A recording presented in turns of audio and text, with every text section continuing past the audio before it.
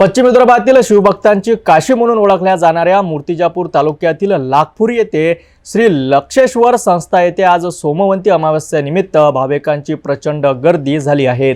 आपल्या पूर्वजांना मुक्ती मिळावी यासाठी पिंडदान विधी करण्यासाठी दूरवरून भाविक प्रश्नोई नदीच्या काठावर दाखल झाले आहेत। या धार्मिक विधीसाठी लाखो भाविकांची गर्दी आपल्याला पाहायला मिळत आहे।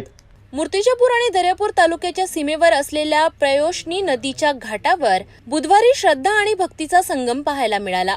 सोमवती अमावस्येनिमित्त श्री लक्षेश्वर संस्था लाखपुरी येथे पिंडदान करण्यासाठी भाविकांची मोठी गर्दी उसळली।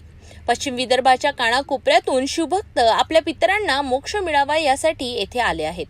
पिंडदान विधीसाठी नदीच्या घाटावर मोठ्या संख्येने ब्राह्मण आणि न्हावी उपस्थित आहेत। तसेच विधीसाठी लागणाऱ्या साहित्यांची दुकानेही सजलेली आहेत। श्री लक्षेश्वर संस्थेने भाविकांसाठी पिण्याच्या पाण्याची, पार्किंगची आणि प्रसादाची उत्तम व्यवस्था केली आहे। तैराक पथकही तैनात करण्यात आले आहे, ज्यामुळे कोणतीही अनुचित घटना घडू नये याची दक्षता घेण्यात आली।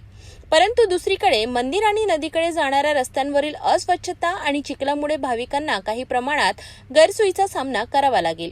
याबद्दल भाविकांनी नाराजी व्यक्त केली असून भविष्यात प्रशासनाने याकडे लक्ष देण्याची मागणी केली आहे।